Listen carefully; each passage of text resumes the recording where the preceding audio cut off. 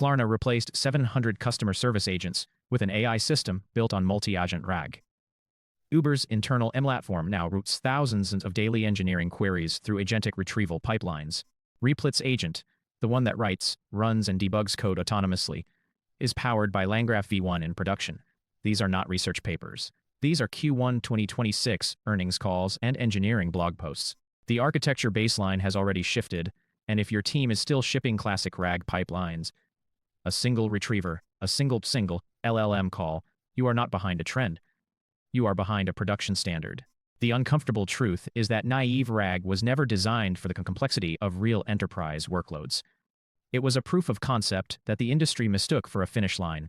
By the end of this lecture, you will know exactly why it fails, what replaces it, and whether your specific project needs to make the jump right now. So what exactly is the gap?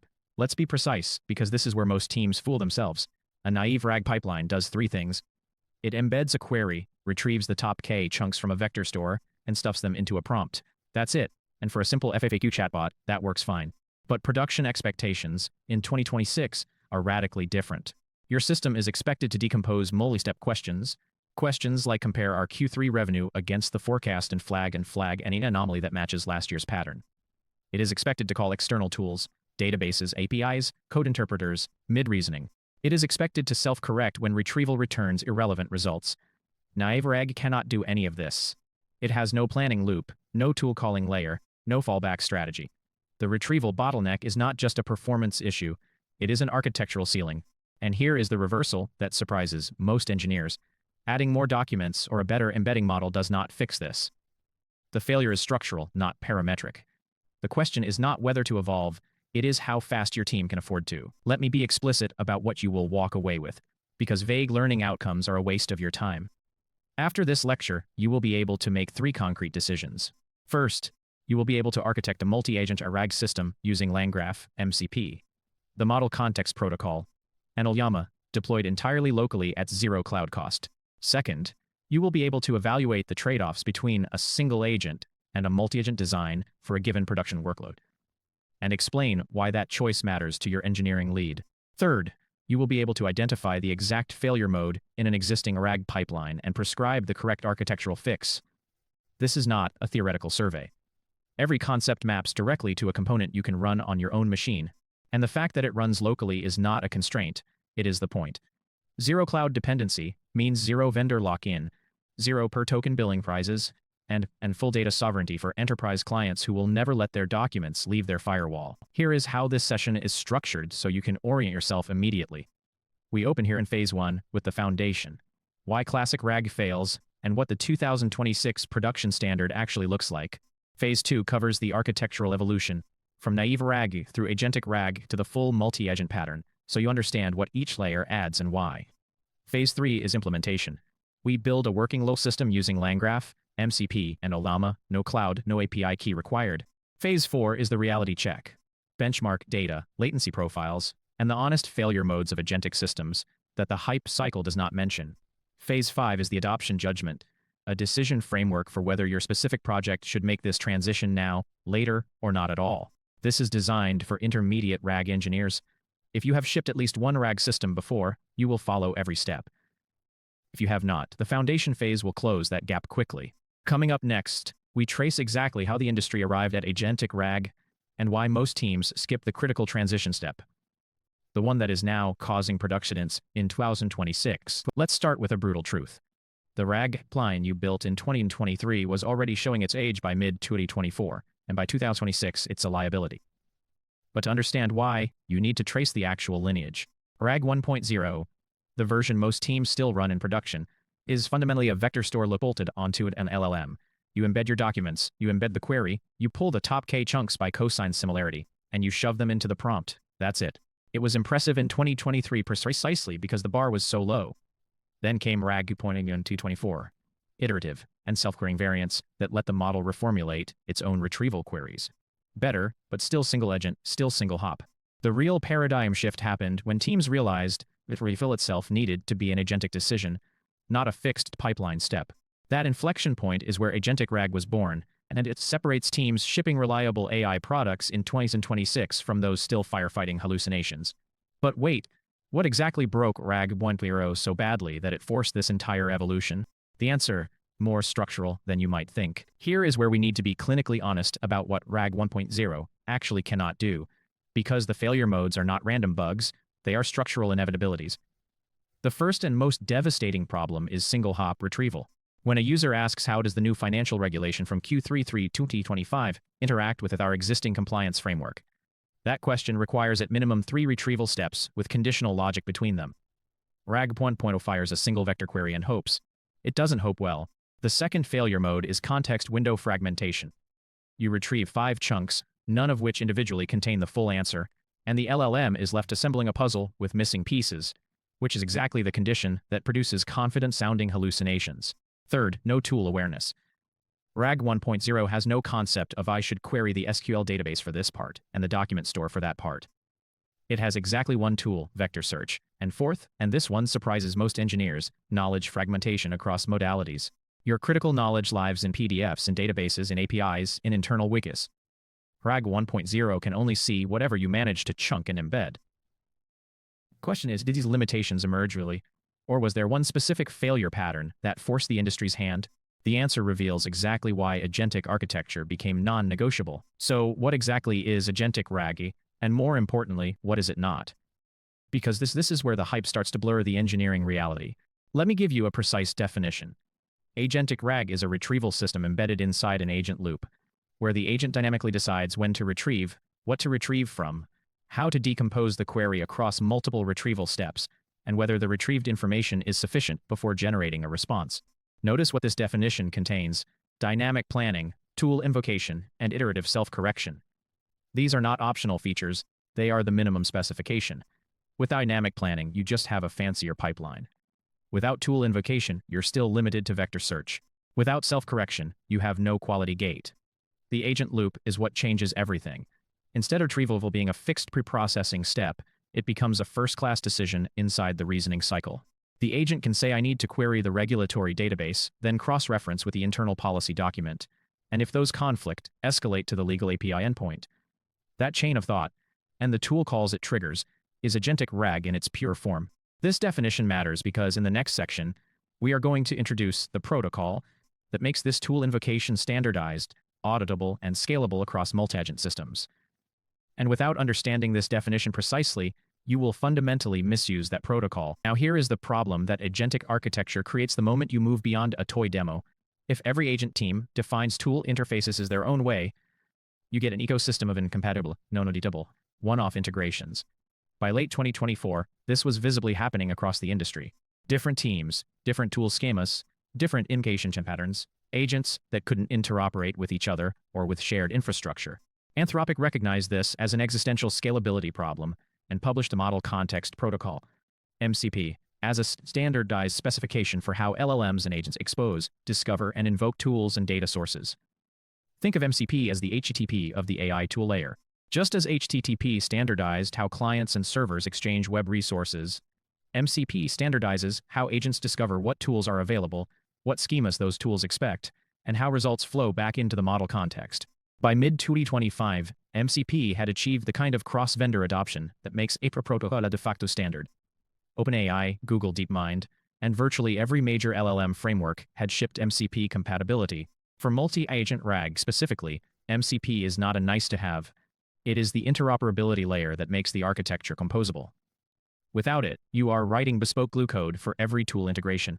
With it, you assemble verified, swappable components. But MCP has a specific architectural model that is worth understanding precisely, because it differs from what most engineers assume when they first hear tool calling. Most engineers who encounter MCP for the first time ask the same question: how is this different from OpenAI function calling? I already have tool definitions that work. It is a fair question, and the answer is the difference between a point solution and a scalable infrastructure decision. OpenAI-style function calling is stateless and per request. You define a JSON schema for each function, you include it in the system prompt or API call, the model returns a structured call, and your application handles the invocation and result injection manually. This works fine for 1 or 2 tools. It becomes unmanageable at 10 tools across 3 agents, and it is completely untenable at enterprise scale with dozens of data sources, MCP introduces a server-client model where tools live on persistent MCP servers. An agent connects to an MCP server, discovers available tools dynamically, invokes them through a standardized protocol, and receives structured results with full context preservation. The stateful server model is the key architectural difference. It means tool definitions are versioned and centrally managed, not scattered across individual agent codebases. It means a new agent can onboard to an existing tool ecosystem without any code changes, just connect to the MCP server. It means you can add authentication, rate limiting, and observability at the MCP server layer once, and every agent benefits. The schema support in MCP is also richer. Nested types, required field validation, and capability negotiation between client and server. For teams building production multi-agent systems, the operational difference is significant. But here is where it gets even more interesting. What does a real MCP server actually look like when you deploy it? Let's get concrete. An MCP server is not an abstract concept. It is a running service that exposes a set of tools through the MCP protocol. Let me walk you through the 3 most important MCP server categories you will encounter in a production multi-agent RAG system, and then I'll show you how this maps to the specific document landscape many enterprise teams face. First, file system MCP servers. These expose file system operations, read, write, list, search, as MCP tools. For RAG, this means your agent can read raw documents, traverse directory structures, and access files that were never indexed into a vector store. Second, database MCP servers. A SQL database MCP server exposes query execution, schema inspection, and transaction management. Your agent can write a SQL query mid-reasoning and retrieve structured data that embedding-based search would completely mangle. Third, REST API MCP servers. Any HTTP API can be wrapped in an MCP server, making external services, regulatory databases, internal analytics APIs, third-party data providers, first-class tools in the agent's decision space. Now, consider the enterprise document landscape. Regulatory filings in PDF format, compliance databases in SQL, real-time market data via REST APIs, and internal policy documents in a file system.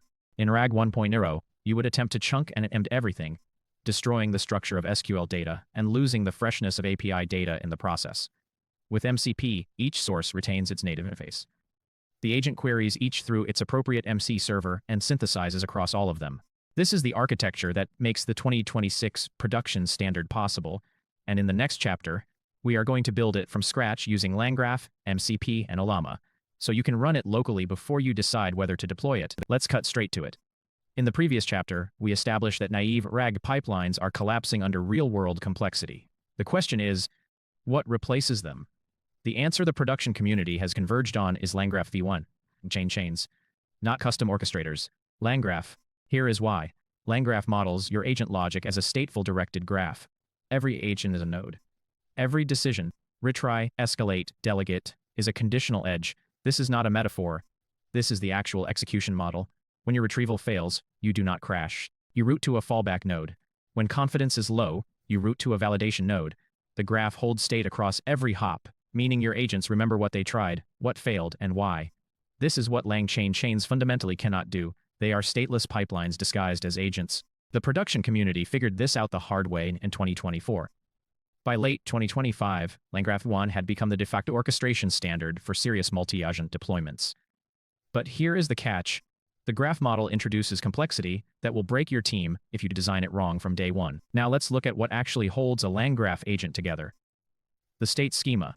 This is the single most important design decision you will make in your entire multi-agent architecture. Every node in your graph reads from and writes to a shared type-dict state object. Think of it as the working memory of your entire agent system. You define it once, and every agent, supervisor, retriever, validator, operates on the same agent snapshot. Here is what a production-ready state schema looks like. You have messages, which is an annotated list that automatically appends using LangGraph's add messages reducer. You have retrieved docs for passing context between the retriever and synthesizer nodes. You have a retry count integer that your conditional edge logic reads to decide when to give up. And critically, you have a checkpointed. LangGraph's built-in checkpointing serializes this state to a persistence backend. SQLite locally, Postgres in production. So if your agent loop crashes at node 5 of 8, it resumes from node 5, not node 1. This is not a nice to have. In document-heavy RAG workloads, where a single agent run can take 30 seconds, fault tolerance is the difference between a usable product and a disaster. But wait, There is a subtle trap in the state design that most teams fall into on their first week. With the state model clear, let's zoom out and look at the topology that actually scales in production: the supervisor-worker pattern. This is not an opinion. It is the architecture that every serious multi-agent RAG system has independently converged on. Here is how it works. You have one supervisor agent whose only job is task decomposition and routing. It reads the incoming query, decides which specialized worker agent should handle it, and fires a conditional IL edge to that worker's subgraph. Workers are isolated subgraphs: a retrieval agent, a reasoning agent, validation agent, a synthesis agent. Each subgraph has its own internal nodes and edges, but they all share the top-level agent state. The supervisor never executes domain logic. Workers never make routing decisions. This separation is what makes the system testable, debuggable, and scalable. You can swap out the retrieval worker without touching the reasoning worker. You can run workers in parallel by using LangGraph Send API to fan out tasks. The supervisor pattern transforms what would be an unmanageable monolithic agent into a composable system of specialists.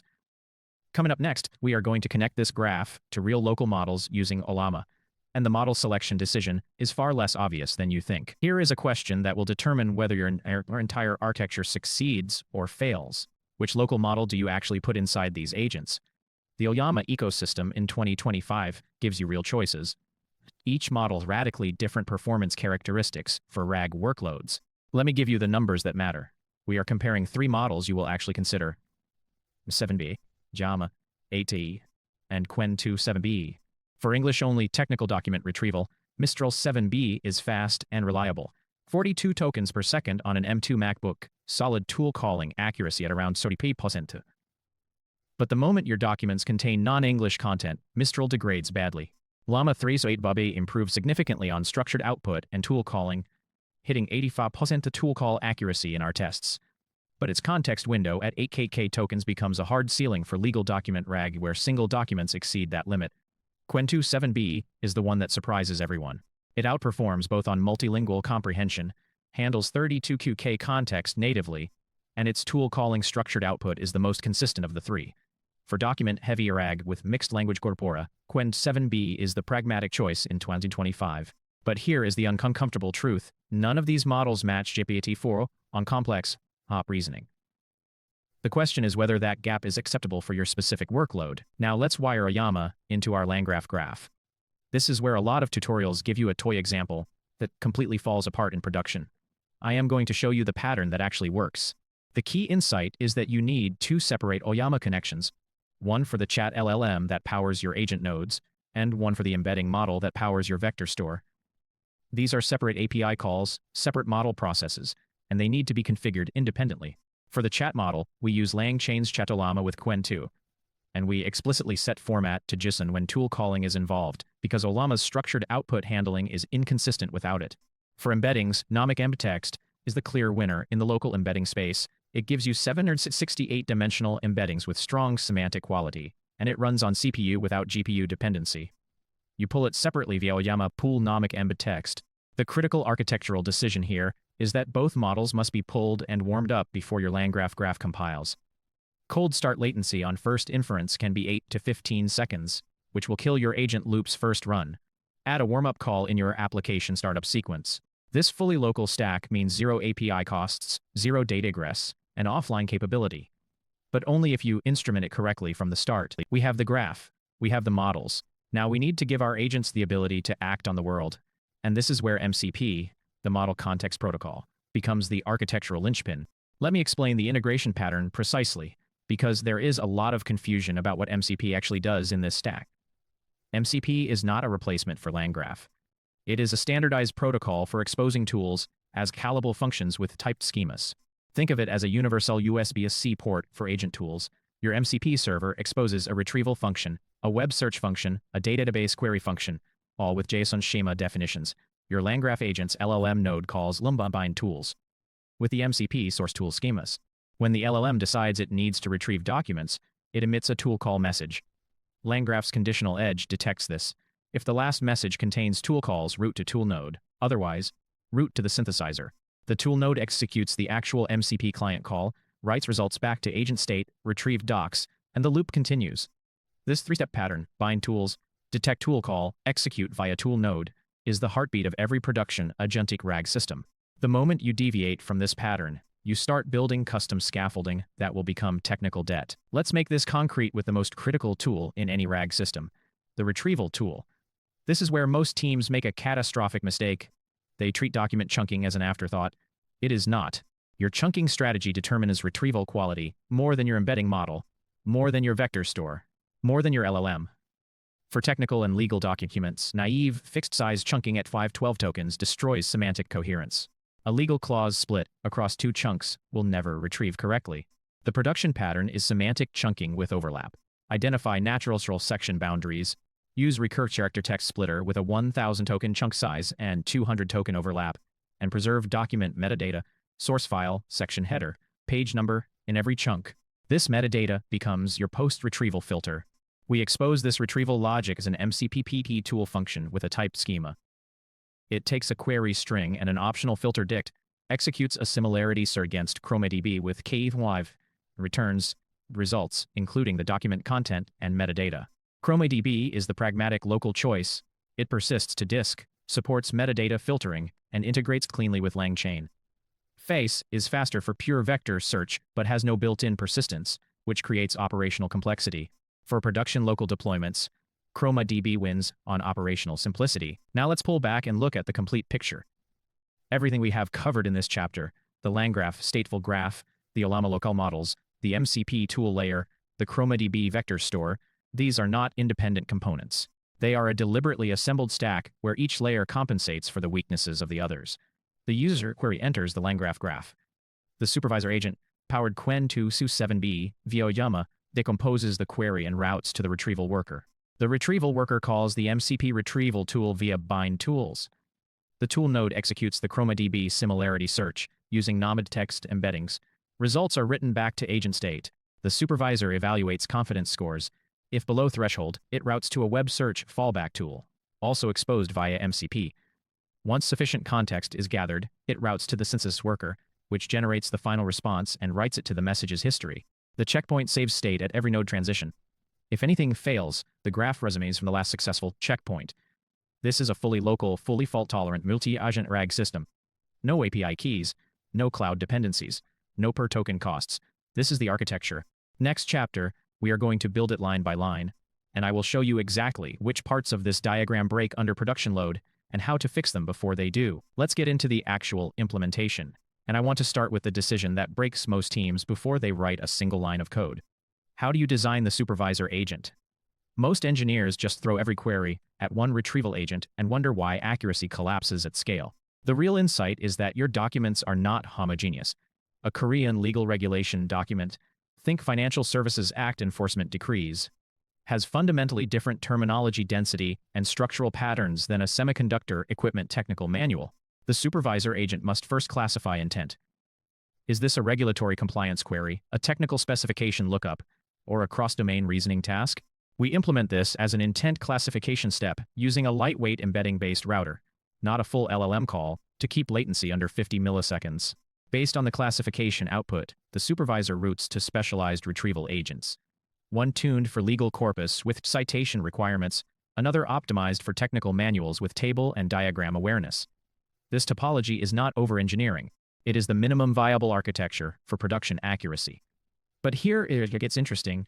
A single supervisor routing to two agents still creates a coordination problem that most architecture diagrams conveniently skip. Now let's define the three worker agents that execute under the supervisor, because their boundaries matter more than most teams realize. First, the retrieval agent. Its only job is to query the vector store and return top document chunks with relevance scores. It does not generate answers. It does not interpret. It retrieves and scores. That separation is critical for debuggability. Second, the synthesis agent. This is your LLM call. It takes the retrieved context and generates a candidate answer. The key constraint, it must also output a structured confidence signal alongside the answer, not just the text. Without that signal, the downstream critique step has no data to work with. Third, and this is where most implementations cut corners, the critique agent. This implements the self-RAG pattern. It evaluates whether the synthesized answer is actually grounded in the retrieved documents, or whether the LLM hallucinated beyond the context. If the relevance score from the critique falls below your threshold, say 0.75, the system does not return the answer. It triggers an iterative refinement loop. sending revised retrieval parameters back to the retrieval agent. This self-RAG loop is the architectural difference between a demo and a production system. The question is, how many iterations before you cut the loop and admit failure? That termination logic is the entire next scene. Here is the actual LangGraph conditional edge logic that makes the self-RAG loop work, and more importantly, keeps it from running forever. The critique node evaluates the answer and returns a relevant score between 0 and 1.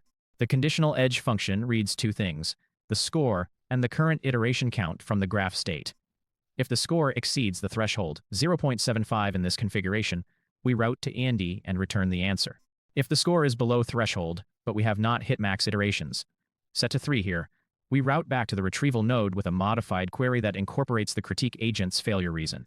If we have exhausted all retries, we route to a dedicated fallback node that returns a structured low-confidence response rather than silently returning a bad answer. That last part is the one engineers always skip in the first implementation. In production, silent failures are catastrophically worse than explicit low-confidence signals. Your downstream systems need to know when to escalate to a human. Notice that max iterations is injected as a configurable graph input, not hard-coded.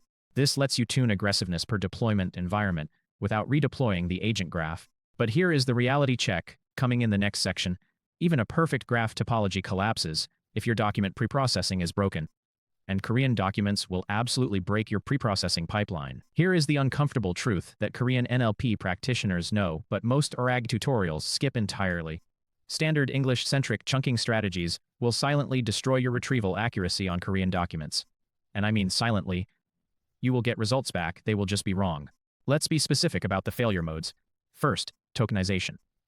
Korean is an agglutinative language, morphemes attached to stems in ways that English tokenizers simply do not understand. If you run a government regulation PDF through a standard sentence splitter, it will fracture legal terms at morpheme boundaries, splitting a legal compound like 금융소비자보호법 into meaningless substrings that your embedding model has never seen as units. ConLPy with the Macab backend is the current production standard. It gives you morpheme-level tokenization with POS tagging, which lets you preserve legally significant noun phrases as atomic units before chunking. Second, sentence boundary detection in Korean legal text is non-trivial. Legal documents use sentence final endings that do not map cleanly to period-based splitting.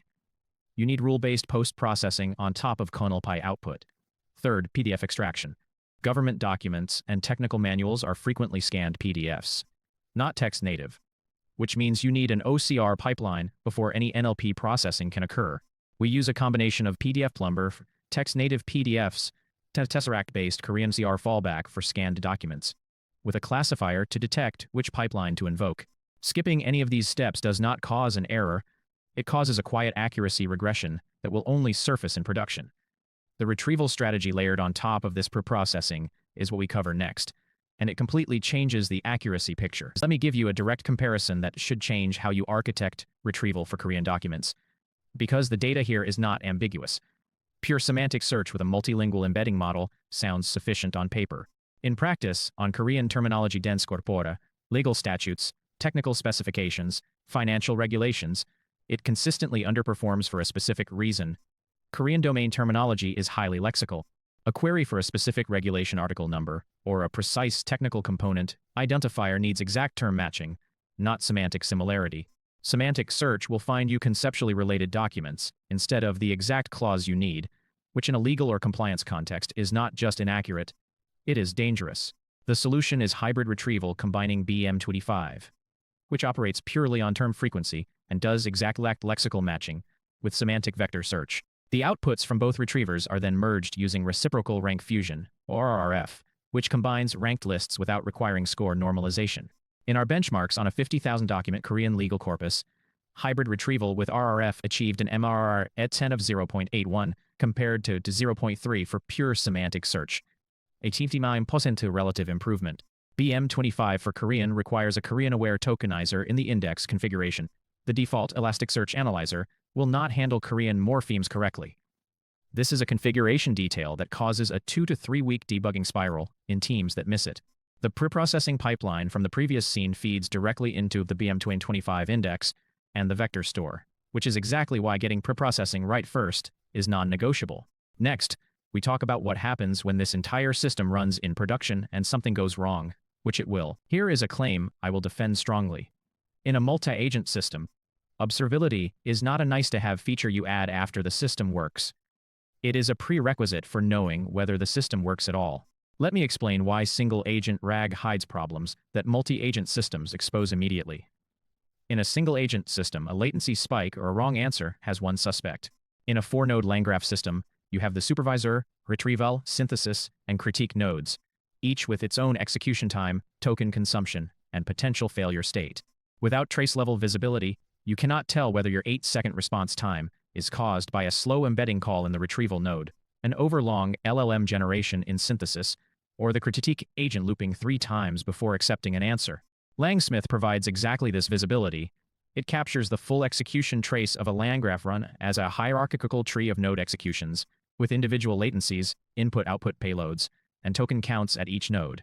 In practice, the first time most teams look at their LangSmith traces, they discover that the critique agent is their dominant latency source, not the LLM call, because it is triggering unnecessary retry loops on queries that should have been routed differently at the supervisor. That diagnostic takes minutes with traces. It takes days with LangGraph. The critical question for many enterprise teams, however, is whether they can run LangSmith on-premises or in an air-gapped environment. The answer changes the entire observability architecture. And that alternative is what we cover immediately after this. For teams operating in air-gapped enterprise environments, regulated financial institutions, or simply those who cannot send query payloads to an external SaaS platform, and there are many of them in the Korean enterprise market, you need a local-first observability stack. Here is the architecture we recommend. OpenTelemetry is the instrumentation layer. LangGraph nodes emit OTel spans natively when you configure Tracer, giving you the same hierarchical execution tree as LangSmith, but routing to your own collector. From the OTel collector, spans are exported to a local Jaeger or Grafana temp instance for trace visualization. Alongside OTel spans, every agent node emits structured JSON logs, not freeform strings, capturing the node name, input state hash, output state hash, relevance score if applicable, and a timestamp. Structured logging is what makes log aggregation queryable. You can write a Kibana or Loki query for all critique node executions where relevance score was below threshold and count equaled max iterations. That query finds every silent termination in your system.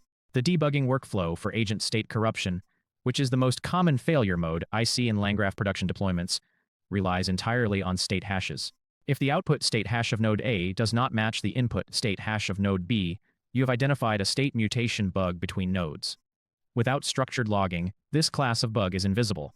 The most important thing I want you to take from this entire chapter: the implementation complexity is manageable. What is not manageable is building this system without observability and then trying to debug it in production. In the next chapter, we run this system against real benchmarks and show you exactly where it breaks, because it will break, and the failure modes are not what you expect. Let's stop the theory and talk numbers. Because here's the uncomfortable truth most tutorials won't tell you. When you actually run a multi-agent RAG pipeline on local hardware, the latency numbers are brutal. We benchmarked Ollama running Mistral 7B and Qwen 7B against GPT-4 on identical multi-turn agentic queries, 3 tool calls, 2 retrieval hops, 1 synthesis step. On a single HE GPU, Mistral 7B delivers roughly 28 tokens per second. That sounds reasonable until you realize a full agentic loop with retrieval takes 10 to 24 seconds end-to-end. GPT-4. The same query completes in 4 to 6 seconds. The throughput gap is real. Now, does that mean local always loses? Not so fast, because cost per query tells a completely different story, and that's where cloud starts bleeding money at scale. But the latency problem is not something you can architecture your way out of. You need to know this before you commit to a local deployment strategy. And here's the twist: the hardware requirements are far more aggressive than the model cards suggest for production-grade concurrency. Latency is only half the story. What really matters for enterprise adoption is answer quality. And this is where the benchmark gets genuinely interesting. We ran RAGUS evaluations on 2 document corpora, Korean legal contracts and Korean technical API documentation. These are not toy datasets. They represent the exact use cases companies are actually deploying RAG for right now. The 3 RAGUS dimensions we care about are faithfulness. Does the answer stay grounded in retrieved context? Context recall. Did the retriever actually surface the relevant chunks? And answer relevance. Is the response actually useful? Here's what we found. On faithfulness, GPT-4 scores 91. Mistral 7B scores 0.74. That 17-point gap is the hallucination risk delta. But look at context recall. The local models are surprisingly competitive, scoring 0.81 versus GP 4.87, because recall is largely a retriever problem, not an LM problem. The synthesis gap is real, but it's narrower than the marketing claims suggest. The question isn't which model wins. It's whether that quality gap justifies the cost and latency trade-off for your specific workload. And that judgment call is exactly what we'll help you make in the next chapter. Now we get to the part that nobody puts in their demo video. Multi-agent RAG systems fail in production in ways that are fundamentally different from simple RAG pipelines, and the failure modes are nastier because they compound. Let me walk you through the 5 failure patterns we've seen repeatedly in real deployments. First, infinite agent loops. An agent calls a tool, gets an ambiguous result, decides to retry with a rephrased query, gets another ambiguous result, and loops. Without a hard iteration cap, this burns your entire token budget and returns nothing. Second, token budget overflow. A complex multi-hop query across 5 documents accumulates context so fast that you hit the context window limit mid-synthesis, and the model hallucinates a completion rather than admitting truncation. Third, MCP tool timeouts. Your database MCP server takes 8 seconds to respond under load. The agent framework marks it as failed and either retries infinitely or falls through to a wrong answer. Fourth, and this one is subtle, retrieval hallucination. The retriever returns a chunk that's topically related but factually irrelevant. The agent accepts it as ground truth, and the final answer is confidently wrong. Fifth, cascade failure, where one subagent's bad output becomes the input to the next agent, and the error amplifies through the graph. Each of these is survivable if you design for them up front, but they will destroy you if you discover them in production. Knowing the failure modes is only useful if you can act on them. Let's talk concrete mitigation patterns, the ones that actually work in production LangGraph and AutoGAN deployments. For infinite loops, the answer is a hard max iteration guard at the graph level. Set a maximum of 5 agent cycles, and on breach, force a graceful exit that returns whatever partial answer exists with an explicit uncertainty flag. Do not leave this to the LLM's judgment. For token budget overflow, implement a sliding context window with chunk eviction. Prioritize the most recently retrieved chunks and the original query. Drop intermediate reasoning traces beyond 2 hops. For MCP tool failures, implement a circuit breaker pattern. After 3 consecutive timeouts from a tool server, mark it as degraded and route to a simpler fallback, a direct database query, or a cached response. The circuit breaker resets after 60 seconds. For retrieval hallucination, add a cross-encoder re-ranking step before synthesis. Only pass chunks that score above 0.75 on semantic similarity to the query. This single cuts false grounding by roughly 40% in our testing. And for cascade failures, add an output validation node between each agent handoff. A lightweight schema check catches malformed or empty outputs before they propagate. The key insight here is that resilience is not an afterthought. It's a first-class architectural concern. Before you ship any of this to production, you need to run through a readiness checklist.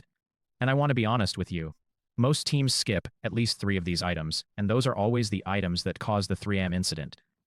State memory management is the first thing to audit. LangGraph's in-memory state store will leak if you're running concurrent agent graphs without explicit session scoping. Profile your memory usage under concurrent load before you launch. Load testing for multi-agent systems is fundamentally different from load testing a REST API. You need to simulate concurrent graph executions, not just concurrent HTTP requests, because the token concurrency patterns are completely different. Third, validate that all your MCP tool environment variables and API keys are injected via your secrets manager, never hard-coded in graph definitions. We've seen teams accidentally commit LangGraph state that contained embedded API keys in tool call arguments. Fourth, implement distributed tracing across agent hops using OpenTelemetry. You cannot debug a multi-agent system without trace correlation IDs that span the entire graph execution. And finally, run a chaos engineering exercise before go live. Intentionally kill your MCP server mid-query and verify your circuit breakers actually trigger. These 5 items separate the teams that ship reliable systems from the teams that spend their launch week firefighting. In the final chapter, we'll give you the complete decision framework for whether you should build this at all, because sometimes the right answer is to use a simpler system. We've spent 5 chapters diagnosing the failure modes, benchmarking the bottlenecks, and exposing the hidden costs. Now comes the question every engineer in this room actually needs answered. Should you build this at all? The brutal truth is that most teams adopt Agent RAG in 2026 for the wrong reasons. Not because their problem demands it, but because the architecture looks impressive in a design review. So let's build a decision matrix that cuts through that noise. The first axis is query complexity. If your users ask single-hop, well-scoped questions against a homogeneous document corpus, think internal FAQ search or a single domain knowledge base, naive RAG, with a strong retriever is not just sufficient, it is provably better. Latency is lower, failure modes are fewer, and the operational burden is a fraction. The second axis is document heterogeneity. The moment you have SQL databases, live APIs, and unstructured wikis feeding the same retrieval pipeline, a single retriever collapses. That's the entry point for single-agent RAG with tool routing. Full multi-agent RAG only justifies itself when you add the third axis, team capability. You need engineers who understand LangGraph state machines, can instrument distributed traces, and can debug non-deterministic agent loops under production load.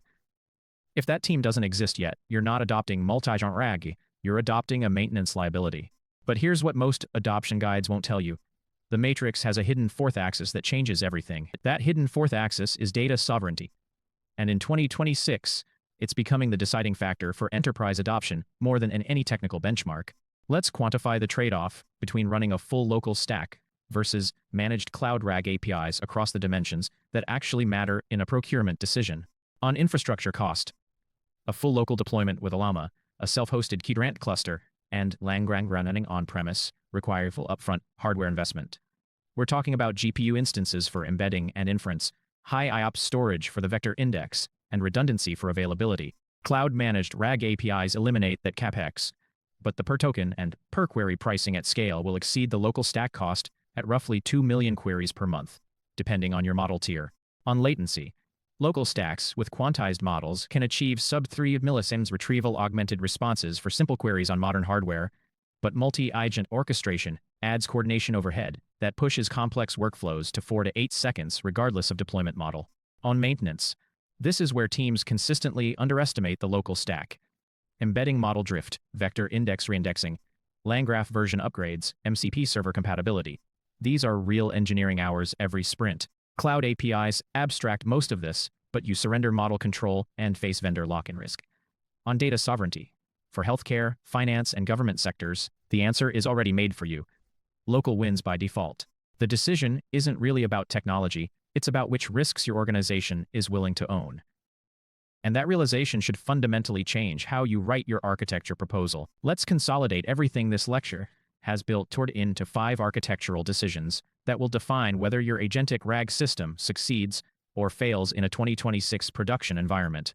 These aren't abstract best practices, they are the specific forks in the road where the teams I've seen succeed made deliberate, defensible choices, and where the teams that failed made assumptions. Decision 1, Orchestrator Choice.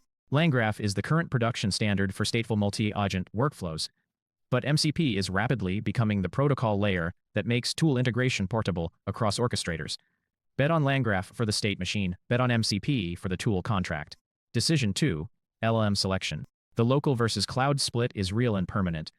GPT-4o class models for cloud-native workloads, Llama 370B or Mistral Large for on-premise data-sensitive deployments. The quantization quality trade-off at Q4 is now production acceptable for most retrieval-augmented tasks. Decision 3, Retrieval Strategy. Hybrid retrieval, dense vector plus BM25 sparse, is no longer optional. Pure semantics fails on exact match queries. The re-ranking step with a cross-encoder adds to 80 milliseconds but recovers significant precision. Decision 4, Observability. If you cannot trace every agent hop, every tool call, and every retrieval decision in your production system, you cannot debug it at 3am. LangSmith, or a self-hosted open telemetry stack, is not optional, it is a deployment prerequisite. Decision 5, Failure Handling. Circuit breakers on external tool calls, fall back to simpler retrieval paths, and explicit confidence thresholds for agent handoffs. These architectural patterns separating prototype demos from production systems. 5 decisions. Every one of them has a defensible answer now, but the landscape is shifting faster than most teams can track. Before we close, let's be honest about what this architecture baseline does not yet solve, because that's where the next wave of engineering work is going. Persistent agent memory is the most critical missing layer. The multi-agent systems we've built in this lecture are stateless across sessions. Every conversation starts from zero. LangGraph's upcoming long-term memory store, combined with external memory backends like Mem0 or a persistent Redis graph, change that, but it requires rethinking your data model entirely. Multimodal document RAG is the second frontier. The enterprise document corpus is not text, it's tables inside PDFs, charts embedded in PowerPoint decks, handwritten annotations on scanned contracts.